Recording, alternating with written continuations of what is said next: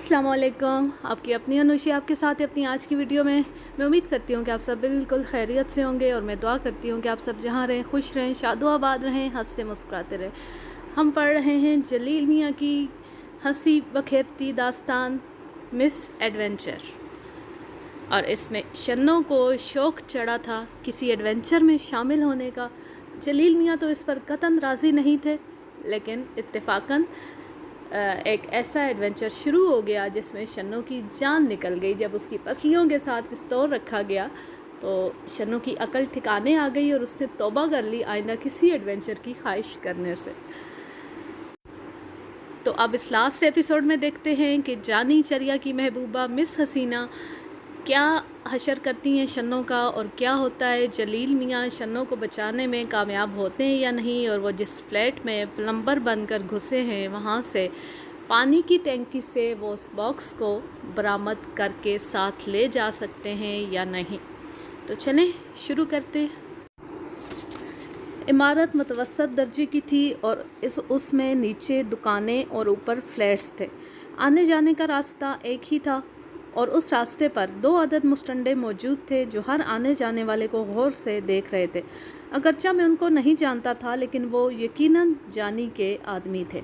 उनके सामने से गुजरना ख़तरे वाली बात थी। मुमकिन है वो मुझे जानते हों और ये जान पहचान अभी ना सही बाद में मेरे लिए मुसीबत बन जाए। मैं उन लोगों से हमेशा दूर रहकर काम करने की कोशिश करता था। सामने से जाना ख़तरे से खाली नहीं था, इसलिए मैंने इमारत के अकबी हिस्से का रुख किया, मगर उस तरफ बिल्डिंग से बिल्डिंग मिली हुई थी और जाने का कोई रास्ता नहीं था। फिर मुझे ख़याल आया और मैं उस इमारत की सीढ़ियाँ चढ़कर ऊपर आया। छत पर आकर बराबर वाली इमारत को देखा तो वो एक मंजिला नीची साबित हुई थी और दरमियान में कोई 3 फुट का खला भी था। लेकिन मुझे जाने का एक रास्ता तो मिल गया था। खुशकिस्मती से छत वीरान थी और वहाँ कपड़े सुखाने वाली अलगनी की बेशुमार रस्सियाँ मौजूद थीं। मैंने उनमें से कुछ रस्सियाँ काटी और उनको जोड़कर एक मजबूत रस्सी तैयार की। उसे इमारत की ऊपरी सतून से निकले सरिये में मजबूती से बांधा और पहले उसकी मदद से औजारों का वज़नी थैला नीचे पहुँचाया। फिर रस्सी खींचकर ख़ुद भी उसके ज़रिए नीचे उतर गया। दरमियान का 3 फुट का खला तय करने में कुछ वक्त लगा था, लेकिन मैं किसी न किसी तरह उस इमारत की छत पर पहुंच गया जहां मेरी मंजिल मकसूद थी। मज़कूरा फ्लैट 3रे फ्लोर पर था।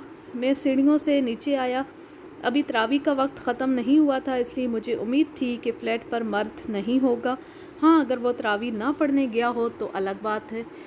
मैंने धड़कते दिल के साथ दरवाज़े पर दस्तक दी। कौन है? अंदर से एक सुरीली नस्वानी आवाज़ में पूछा गया। प्लम्बर, मैंने कहा। इधर की कंप्लेन आई है। प्लम्बर? खातून ने दोहराया। लेकिन यहाँ तो कोई मसला नहीं है। पता नहीं जी, मुझे तो दुकान के मालिक ने भेजा है।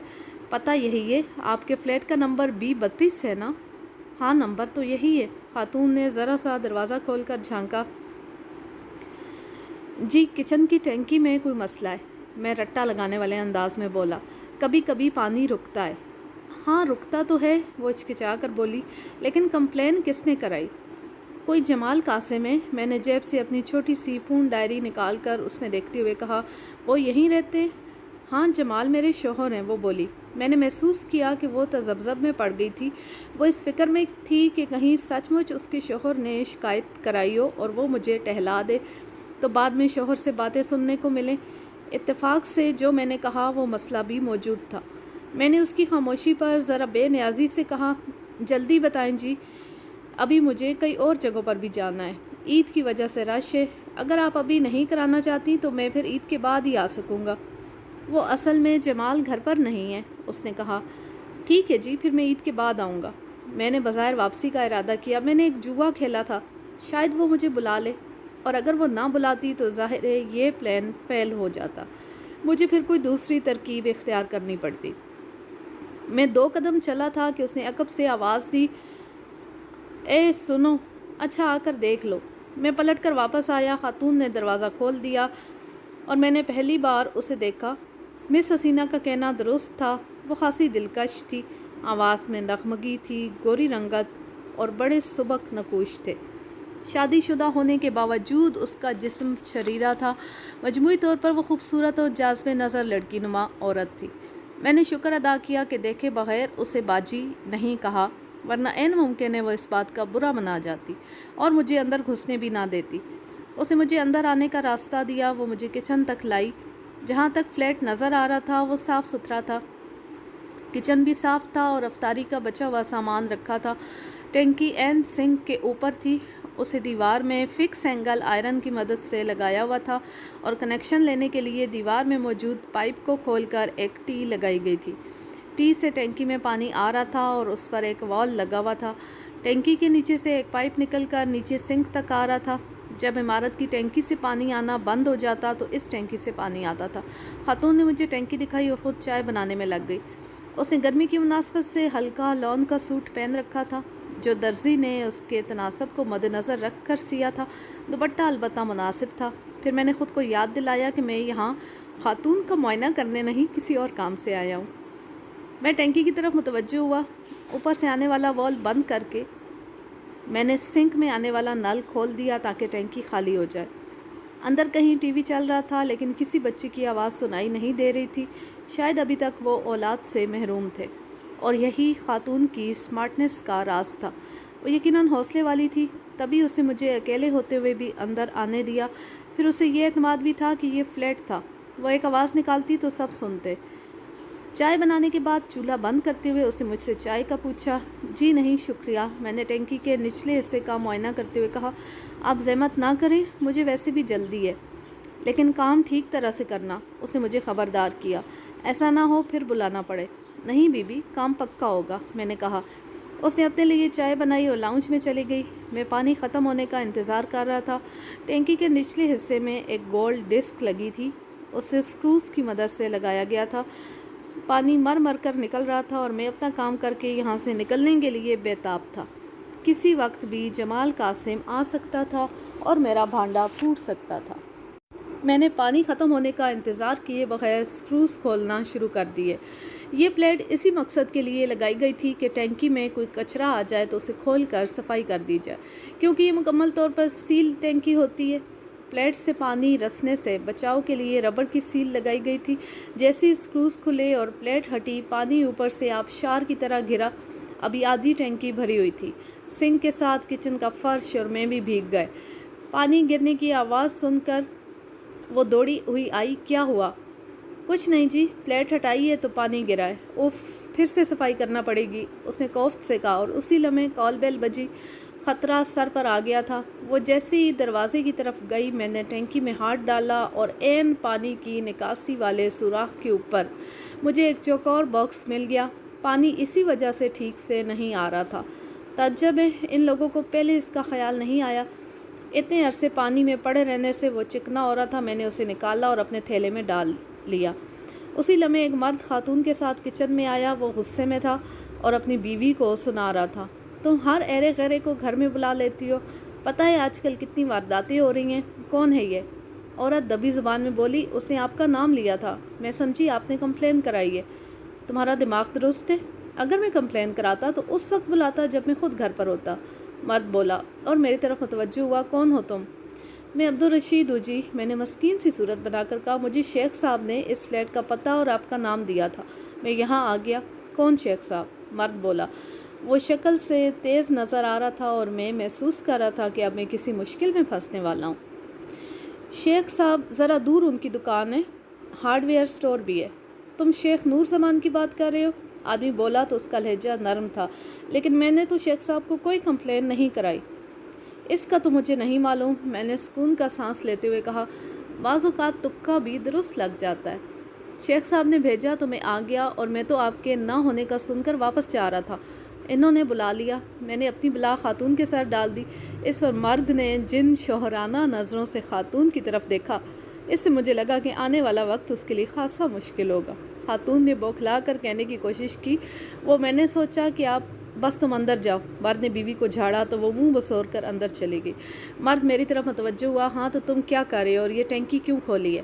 جی اس میں پانی سستی سے آ رہا تھا اور ربڑ کا ایک ٹکڑا اس کے سامنے کر دیا، پائپ میں یہ پھنس گیا تھا، اب پانی ٹھیک آئے گا۔ शेख नूर जमान का नाम सुनकर वो खासा नर्म पड़ गया था और मैंने महसूस किया कि अब उसे शक नहीं रहा था, वो इसे कोई गलतफहमी समझ रहा था। फिर सचमुच मसला भी निकल आया और मैंने हल भी कर दिया। रबड़ का टुकड़ा मैंने सील से तोड़ा था और फिर उसे सील दिखाई, ये ख़राब हो गई है, दूसरी लानी होगी। इस वक्त कहाँ से मिलेगी? वो बदमज़गी से बोला। बाद में तुम कहाँ आओगे? कोई मसला नहीं है जनाब, इसे लगाना बहुत आसान है। किसी भी हार्डवेयर स्टोर से प्लेट दिखाकर सील ले लें और इस तरह प्लेट पर जमा कर स्क्रूज से इसे टैंकी से लगा दें। मैंने इसे अमली तौर पर करके दिखाया और फिर अपने औजार समेटने लगा। मेरी नज़र घड़ी पर थी क्योंकि 1.25 घंटे से ज़्यादा वक्त गुजर चुका था और अभी मुझे वापस भी जाना था। अब इजाज़त दे। मजदूरी कितनी बनी? ये हिसाब शेख साहब करेंगे, मैंने थैला कंधे पर डालते हुए कहा। तो वो मुझे दरवाजे तक छोड़ने आया और बाहर निकलकर मैंने सुकून का सांस लिया। जान छूटने की खुशी में भूल गया और ऊपर जाने के बजाय सीढ़ियों से नीचे उतर आया। दरवाजे पर पहुंचकर चौंका, लेकिन ये देखकर सुकून का दूसरा सांस लिया कि जानी के दोनों आदमी गायब थे। मैंने सड़क अबूर की और घूमकर शॉपिंग सेंटर्स के अकबी तरफ आया जहां दुकान पर मेरी बाइक मौजूद थी। दुकान का मालिक आ गया था और उसने अपने शागिर्द को मुर्गा बना रखा था। मुझे भी कुछ इसी किस्म की तवक्को थी। मैंने औजारों का थैला उसके सामने रखा तो वो चौंक गया। उससे ब्रह्मी से कहा, तो तुम ले गए थे मेरे औजार? हाँ भाई, मजबूरी थी, मैंने कहा। पानी बेतहाशा बह रहा था और अगर मैं तुम्हारा इंतज़ार करता तो घर स्विमिंग पूल बन जाता। मुझे काम आता है लेकिन औजार नहीं थे, इसलिए बाइक और कागजात रखवा कर औजार ले गया। अब चेक कर लो, तुम्हारी सारी चीज़ें मौजूद है। मैंने बॉक्स पहले ही निकाल लिया था। मालिक ने बारीक बीनी से अपने खस्ता हाल और घिसे पिटे औजारों का मुआयना किया और बोला, एक छोटा स्क्रू ड्राइवर नज़र नहीं आ रहा, वो शायद इधर उधर हो गया होगा। मैंने उसकी चालाकी नज़रअंदाज करके फ़हम तफ़हीम से काम लिया और उसे 100 रुपये पेश किए जो उसने बिला तकल्लुफ़ रख लिए।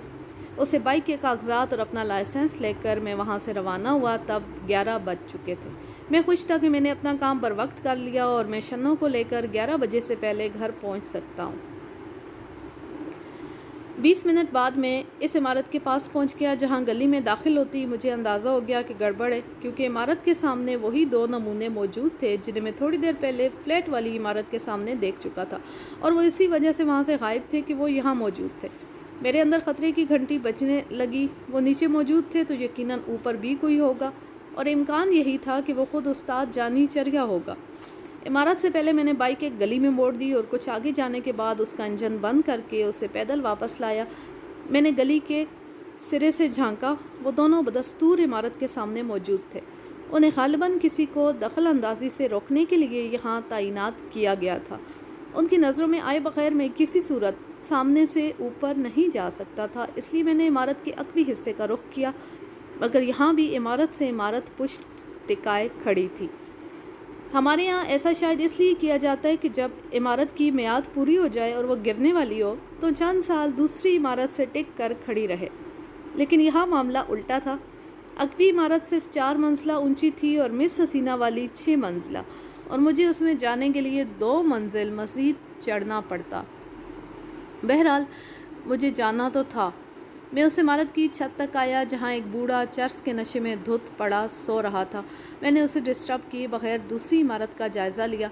दोनों इमारतों में यहाँ भी 4 फुट का खला था, जिसका निचला हिस्सा कचरे से अट गया था, क्योंकि ऊपर वाले बिला तकल्लुफ़ सोचे बगैर कचरा फेंकते थे कि ये कचरा जाएगा कहाँ। बदबू के भभक्के उठ रहे थे। मैं परेशान हो रहा था कि मुझे याद आया कि मिस हसीना वाला फ्लैट भी 4थे फ्लोर पर था, यानी इस इमारत की छत के बराबर ही था। मिस हसीना वाला फ्लैट इमारत के पहलू की तरफ कोने पर था। मैंने यादाश्त पर जोर दिया और फ्लैट का तयन किया। बल आखिर एक फ्लैट मेरी समझ में आ गया। अब मसला फ्लैट तक रसाई का था। ये मसला भी छत पर हल हो गया। एक तरफ शटरिंग में काम आने वाले लंबा सा तख्ता पड़ा था। मैंने उसे उठाकर इमारत के छज्जे तक पहुंचाया। ये छज्जा दीवार से मुश्किल से 1.25 फुट निकला हुआ था। मेरे पास धाती बक्स था और मैं उसे लिबास में कहीं नहीं रख सकता था। ये कोई 6 इंच लंबा, 4 इंच चौड़ा और इतना ही मोटा था। मैं इसे कहीं छोड़ भी नहीं सकता था, इसलिए उसे पकड़े रखा। मैं तख्ते पर चलता हुआ छज्जे तक पहुंचा और फिर दीवार से लगकर इमारत के पहलू की तरफ खिसकना शुरू किया। छज्जा नहायत खस्ता हाल था और बाज़ जगहों पर उससे पाइप गुजर रहे थे और यहाँ पाइप पकड़कर दूसरी तरफ जाना पड़ा था।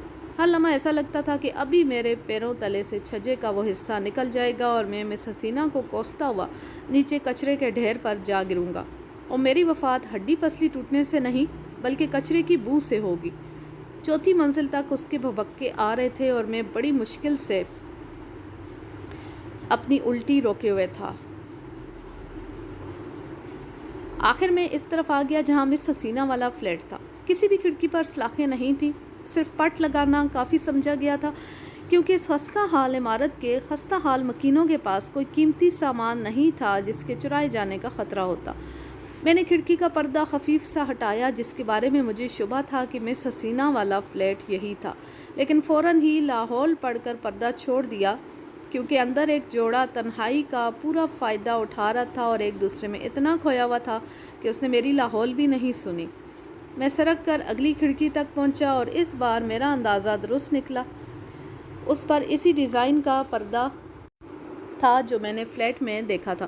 میں نے سکون کا سانس لیا کیونکہ آگے چھجا غائب تھا اور اگر مذکورہ فلیٹ آگے ہوتا تو میں کسی صورت آگے نہیں جا سکتا تھا۔ میں نے خفیف سا پردہ سرکایا تو مس حسینہ مجھے بیڈ پر کلیوپیٹرا سٹائل میں بیٹھی نظر آئی۔ یہ پوز نہایت اشتعال انگیز تھا۔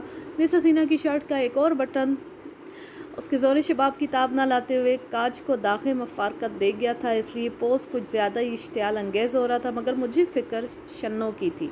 وہ کہیں نظر نہیں آ رہی تھی، مجھے کمرے میں کوئی اور نظر نہیں آ رہا تھا، لیکن مس حسینہ نے فوراً میری غلط فہمی دور کر دی۔ اس نے جذبات انگیز لہجے میں کہا، جانی اتنے دن بعد ملا ہے اور میری طرف دیکھ ہی نہیں رہا۔ جانی چل گیا ہے۔ کھڑکی کے پاس سے استاد جانی کی آواز آئی، لیکن اتنا بھی چریا نہیں ہے۔ اپن تیرے پر 2 سال پہلے لعنت بھیج چکا ہے اور اب بھی بھیجتا ہے۔ مس حسینہ کا چہرہ بگڑ گیا۔ اس نے تنتنا کر کہا، تو نے خود کو دیکھا ہے؟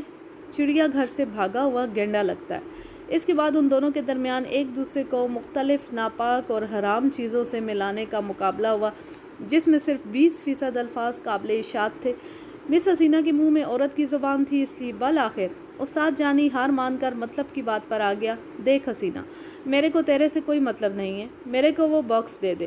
کون سا باکس؟ مس حسینہ ہررائی۔ اپنے باپ کے تابوت کی بات کر رہا ہے تو وہ اس کی قبر سے نکال لے۔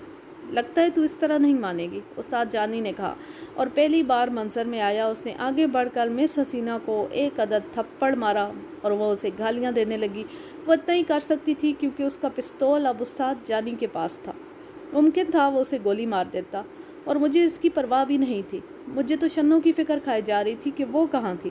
کیا اسے استاد جانی کے آدمی لے گئے تھے یا مس حسینہ نے اسے کہیں بھیج دیا تھا؟ استاد جانی گالیوں سے بے مزہ ہونے والا نہیں تھا۔ اس نے مس حسینہ کو دھمکی دی، دیکھ میرے کو شرافت سے باکس دے دے ورنہ تیرے کپڑے اتار کر تجھے اسی طرح لے جاؤں گا اور پورے علاقے میں گھماؤں گا۔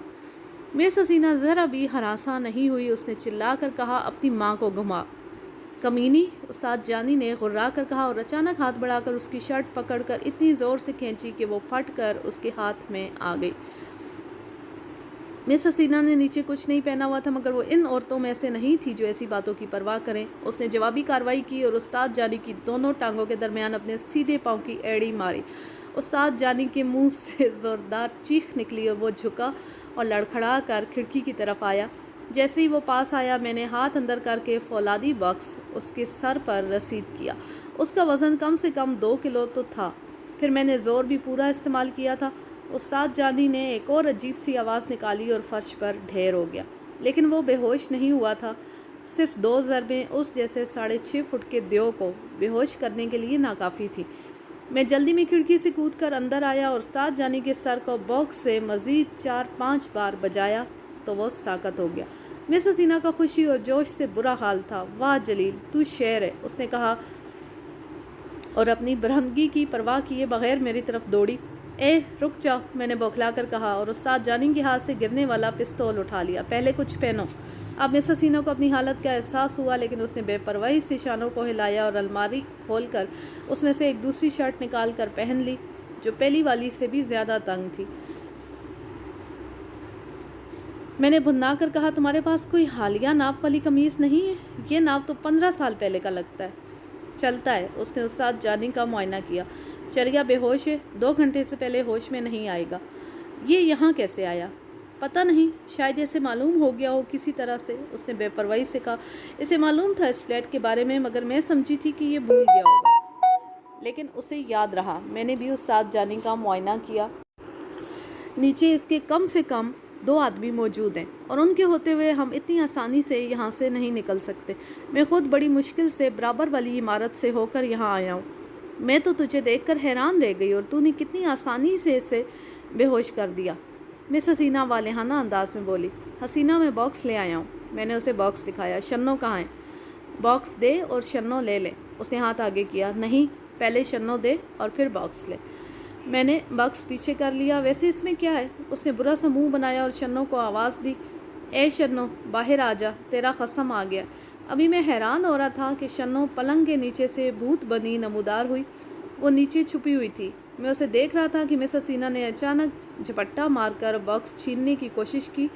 میں نے ہاتھ پیچھے کیا تو باکس جھٹکے سے ہاتھ سے نکلا اور کھڑکی کے راستے تیرتا ہوا باہر تاریکی میں کہیں غائب ہو گیا۔ مس حسینہ کے منہ سے چیخ نکلی، جلیل، یہ کیا کیا؟ میں نے کیا ہے، میں نے غرا کر کہا۔ تمہیں کیا ضرورت تھی اس طرح چھیننے کی؟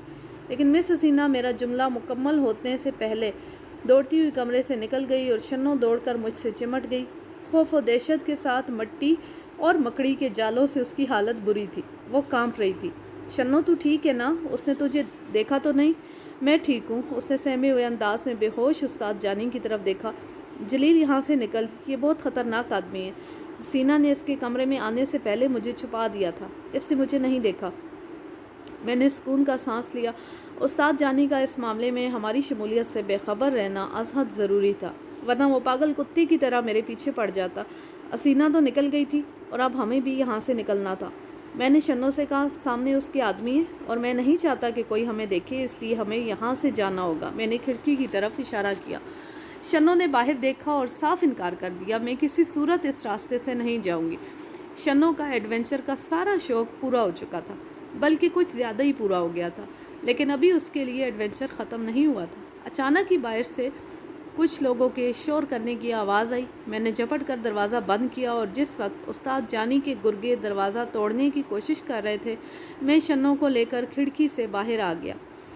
یہ مرحلہ کس طرح سر ہوا، اور اس دوران میں کیا کیا حماقتیں ہوئیں، اور کتنی بار ہم گرتے گرتے بچے، پھر تختے سے دوسری عمارت پر جانا کتنا مشکل ثابت ہوا، یہ سب بیان کرنے کے لیے ایک الگ کہانی کی ضرورت ہے۔ کسی نہ کسی طرح ہم وہاں سے نکلے اور پھر گھر پہنچے۔ ہمارا حلیہ خراب ہو رہا تھا، اور شاپنگ کچھ بھی نہیں کی تھی، اس کے لیے الگ سے کہانی بنانا پڑی تھی، اور اپنی اپنی اماؤں کو مطمئن کرنا پڑا تھا۔ اگلے دن چھت پر ملاقات کے دوران میں شنو نے مجھے بعد کی کہانی سنائی۔ اس نے بعض باتیں سینسر کی تھی جو مس حسینہ نے اس سے کی تھیں، اور واقعات سنائے۔ خوش قسمتی سے مس حسینہ نے استاد جانی کو اوپر آنے سے پہلے دیکھ لیا تھا، اور اتنا احساس اسے بھی تھا کہ اگر جانی نے شنو کو دیکھ لیا تو میرے لیے بھی مشکل ہوگی، اور اس کے لیے بھی۔ ابھی تو استاد جانی اسے اکیلا سمجھ رہا تھا۔ اس نے شنو کو بچانے کے لیے پلنگ کے نیچے چھپا دیا۔ جانی کے ساتھ آنے والے زیادہ مسلح تھے، اس لیے مس حسینہ کو ہتھیار ڈالنا پڑے۔ شنو نے کہا، اس حرافہ کو امید تھی کہ تم آ کر اسے بچا لو گے۔ جلیل، میں نے اتنی بے حیا عورت آج تک نہیں دیکھی۔ کتنے مزے سے صرف برقع پہن کر گھوم رہی تھی۔ یہ تو ہے، اور وہ عورت کب ہے؟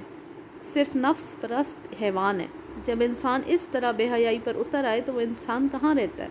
اس لیے اسے عورت کہنا بجا نہیں۔ تو ٹھیک کہہ رہا ہے، پر وہ زبان کی پکی تھی۔ اس نے میری حفاظت کی ذمہ داری لی تھی، اسے پوری طرح نبھایا، ورنہ اسے کیا ضرورت تھی مجھے استاد جانی سے چھپانے کی۔ شنو کے لہجے میں اب ہمدردی آ گئی۔ پتہ نہیں بیچاری کا باکس ملا بھی یا نہیں، اور میں سوچ رہا تھا کہ آخر اس باکس میں کیا تھا۔ اور یوں شنو کا مس ایڈونچر بننے کا خواب اچھی طرح سے پورا ہو گیا۔ اب آئندہ شنو کبھی کسی ایڈونچر کا نام نہیں لے گی۔ اب میں لیتی ہوں آپ سے اجازت۔ جہاں رہیں خوش رہیں، شاد و آباد رہیں، ہنستے مسکراتے رہیں۔ اللہ حافظ، اللہ نگہبان۔